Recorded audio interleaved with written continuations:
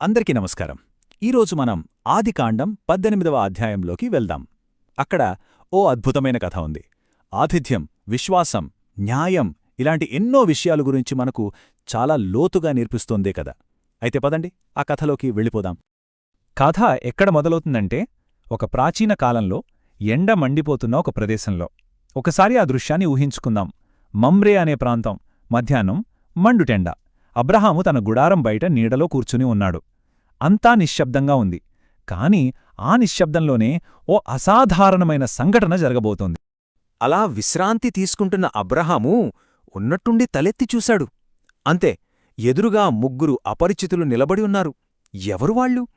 ఈ సంధిపే కథలో ఒక అతిపెద్ద కీలకమైన ఘట్టానికి నాంది పలికింది. చూడండి, ఇది కేవలం ఎవరో ముగ్గురు వ్యక్తులు కలవడం కాదు. ఇదొక చాలా ముఖ్యమైన ఆధ్యాత్మిక సూత్రానికి అద్దం పడుతుంది. అదే అసాధారణ ఆతిథ్యం. అంటే ఏంటి? ఎవరనేది కూడా తెలియని అపరిచితుడిని ఎలాంటి స్వార్థం లేకుండా తక్షణమే ఎంతో వినయంగా ఆహ్వానించి సేవ చేయడమన్నమాట. వచ్చిన వాళ్లలో దైవత్వాన్ని చూడటం. సరే, ఇప్పుడు అబ్రహాము ఎలా స్పందించాడో కొంచెం లోతుగా చూద్దాం. ఎందుకంటే ఆయన ప్రవర్తన గౌరవానికి, వినయానికి ఒక అద్భుతమైన పాఠంలాంటిది. ఇక్కడ మనం గమనించాల్సింది అబ్రహాము చూపించిన వేగం, ఆ సేవలో ఉన్న సంపూర్ణత. ఆయన ఒక్క క్షణం కూడా ఆలోచించలేదు. వాళ్ళని చూడగానే వాళ్ళని పలకరించడానికి పరుగెత్తుకుంటూ వెళ్ళాడు. ఎంతో వినయంతో వాళ్ల ముందు నేలమట్టుకు వంగి నమస్కరించాడు. వెంటనే కాళ్ళు కడుక్కోడానికి నీళ్లు తెప్పించాడు. కాసేపు విశ్రాంతి తీసుకోమని చెప్పి పరుగెత్తుకెళ్ళి ఒక పెద్ద విందు సిద్ధం చేయమని ఇంట్లో వాళ్లని పురమాయించాడు. అంతేనా? అంతటితో ఆగలేదు. వాళ్లు భోజనం చేస్తుంటే తనే స్వయంగా పక్కన నిలబడి వడ్డించాడు. ఇది చూస్తే అర్థమవుతుంది అతిథుల పట్ల ఆయనకున్న నిబద్ధత, గౌరవం ఎంత గొప్పవో. సరే, విందు అయిపోయింది. ఆ తర్వాత సంభాషణ మామూలు ఆతిథ్యం నుండి అసాధ్యమనిపించే ఒక దైవీక వాగ్దానం వైపు మళ్ళింది. అప్పుడే ఆ వచ్చిన అతిథులు తమ అసలు స్వరూపాన్నే బయటపెట్టారు. ఒక ఆశ్చర్యకరమైన ప్రవచనం చెప్పారు. ఏంటంటే, వచ్చే ఏడాది ఇదే సమయానికి నీ భార్య శారాకి ఒక కుమారుడు పుడతాడు అని అబ్రహాముకు వాగ్దానం చేశారు. గుడారం లోపల్నుంచి ఇదంతా వింటున్న సారాకి తనలో తానే నవ్వొచ్చింది. ఎందుకంటే ఆమెకు వయసైపోయింది. తన భర్త అబ్రహాము కూడా వృద్ధుడు. ఈ వయసులో పిల్లలు పుడతారా? మానవ సహజంగా చూస్తే ఇది నమ్మశక్యంగా లేదు కదా. ఆమె నవ్వు వెనుకున్నది ఆశ్చర్యం, ఇంకా కాస్త అవిశ్వాసం కూడా. ఆమె సందేహాన్ని పసిగట్టినట్టుగా వెంటనే దైవికమైన ఒక జవాబు వచ్చింది. అది ఒక ప్రశ్న రూపంలో వచ్చింది. మన మానవ తర్కానికి, మన ఆలోచనలకి ఒక సవాలు విసిరే ప్రశ్నది. అదేమిటంటే, యెహోవాకు అసాధ్యమైనది ఏదైనా ఉందా? అసలు విశ్వాసమంటే ఏంటనే దానికే ఇది సూటి ప్రశ్న. సరే, ఆ తర్వాత ఆ అతిథులు సొదొమ వైపు వెళ్లడానికి బయలుదేరారు. ఇప్పుడు కథాగమనం ప్రాచీన సాహిత్యంలోనే ఒక అత్యంత నాటకీయమైన సంభాషణ వైపు మలుపు తీసుకుంటుంది. యెహోవా సొదొమ గొమొర్రా నగరాల భవిష్యత్తు గురించి అబ్రహాముతో పంచుకున్నాడు. ఆ నగరాల్లో పాపం పెరిగిపోయిందని, వాటికి వ్యతిరేకంగా మొర ఎక్కువయిందని, అందుకే వాటిపైకి తీర్పు రాబోతోందని వెల్లడించాడు. ఇదే అబ్రహాము ధైర్యంగా వాళ్ల తరపుల మాట్లాడటానికి, మధ్యవర్తిత్వం వహించడానికి దారితీసింది. అప్పుడు అబ్రాహాము ముందుకు వచ్చాడు. ఆయన కేవలం బ్రతిమిలాడలేదు.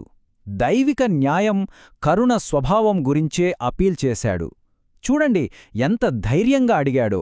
దుష్టులతో పాటు నీతిమంతులను కూడా నాశనం చేస్తావా?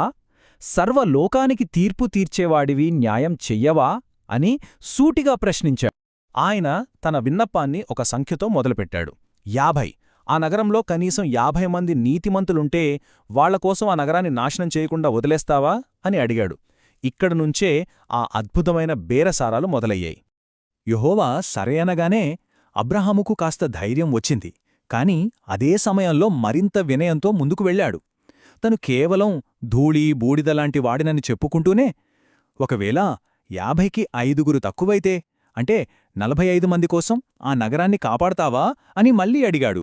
దానికూడా దేవుడు ఒప్పుకున్నాడు. దీంతో అబ్రహాములో ధైర్యం ఇంకా పెరిగింది. దేవుడి కరుణ మీద నమ్మకంతో ఆ సంఖ్యను ఇంకా తగ్గించాడు. 40కి, ఆ తర్వాత 30కి.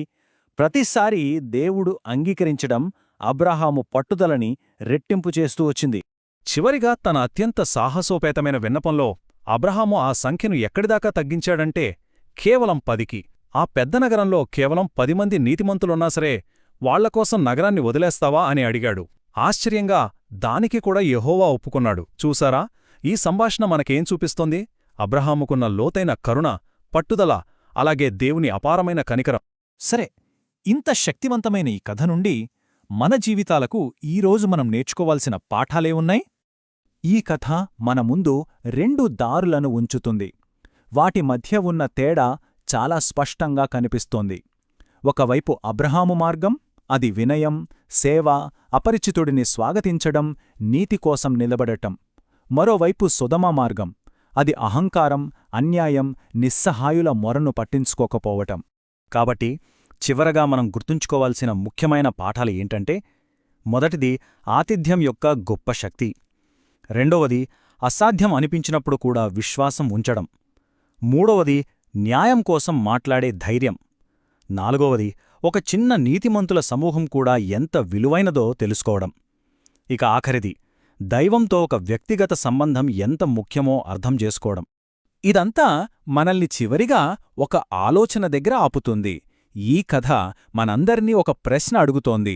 ఒక వ్యక్తి, కేవలం ఒక వ్యక్తి చేసే విజ్ఞాపన ఎంత పెద్ద మార్పును తీసుకురాగలదో, అబ్రహాముల ఇతరుల కోసం నిలబడినప్పుడు ఎంతటి ప్రభావాన్ని చూపించగలం? దీని గురించి